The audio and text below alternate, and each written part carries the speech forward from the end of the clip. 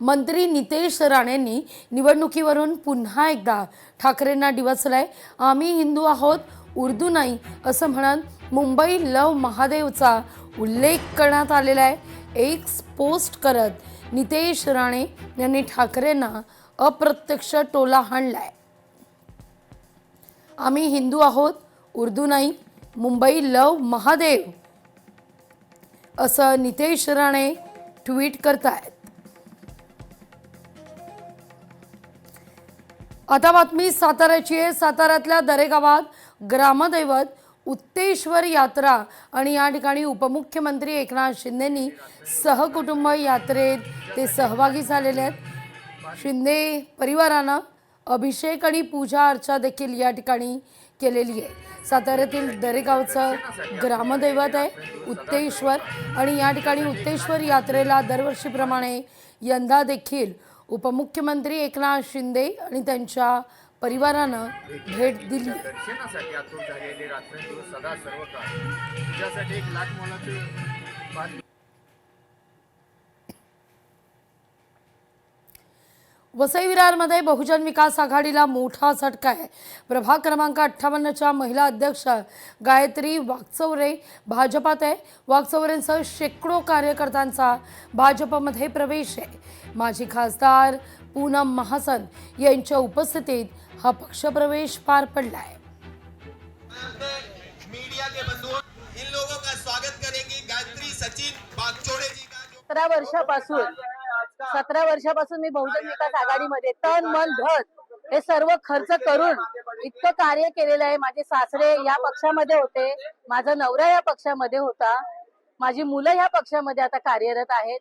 एवढं कार्य करून सुद्धा एवढे मोठे मोठे कार्यक्रम जे नगरसेवक घेत नाहीत एवढे मोठे कार्यक्रम मी स्वतः राबवलेले आहेत, स्वखर्चाने राबवलेले आहेत। कुठेही पक्षामध्ये मी कमी पडलेली नव्हती, पण तरी सुद्धा जर आज मला डावलण्यात आलेला आहे, माझ्याबरोबर जर हा घात करण्यात आलेला आहे, तर हे जनतेचे काय होणार। त्यामुळे मी आज हा पक्ष सोडून मी भाजपामध्ये प्रवेश केलेला आहे। अजित पवार यांच्या वक्तव्यावरील भाजपच्या भूमिकेशी असहमत आहेत। अलिबागचे आमदार महेंद्र दैवी यांची प्रतिक्रिया आहे। कुणाचा सन्मान कुणाचा अवमान जनतानं ठरवावं असं दैवी म्हणतात। राष्ट्रवादी संदर्भात यापूर्वी सुद्धा बोललो ते खरं ठरतंय असंही दैवींनी पुनरुच्चार केलाय।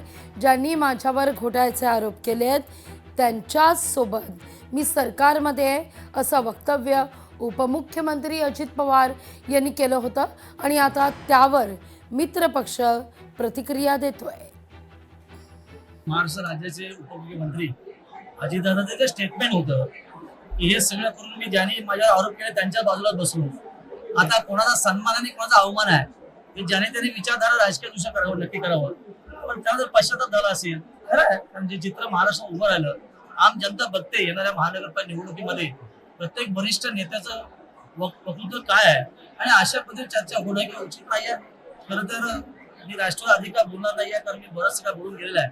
काही गोष्टीची मी सूचना आपल्या माध्यमातून केली आहे ती सत्य होत चालली असं माझं व्यक्तिमत निश्चित आहे। म्हणून सगळ्यांनी सावधतेचा पलका तयार केला आहे आणि जे वक्तव्य केलं त्याला काउंटर करताना भारतीय जनता पार्टीने जे काय वक्तव्य केलंय तर मात्र मी समजतो।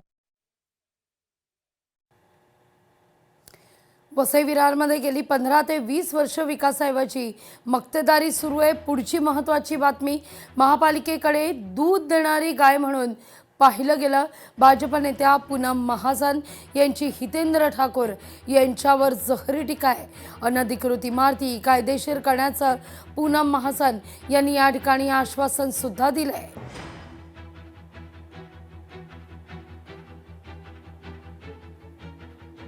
आपके सामने खड़ी थी जिन्होंने रास्ते सड़क कुछ नहीं बनाई, सिर्फ गुंडागर्दी की। उन्होंने आपको क्या दिया था 15-20 साल से? हफ्ता दिया मत करो। 2-4 लोग को ऐसे ही बेचारे भोले लोग उनको ये तय करवाया कि ऐसे ही इलीगल पद्धति से हमारी जिंदगी चलती रहेगी। 2024 तक एक फैमिली टैक्स लगता था आप पे।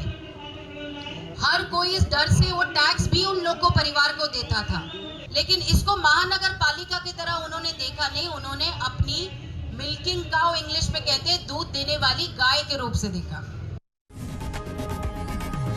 लोकशाही मराठी ऐका, पहा, जागरूक रहा।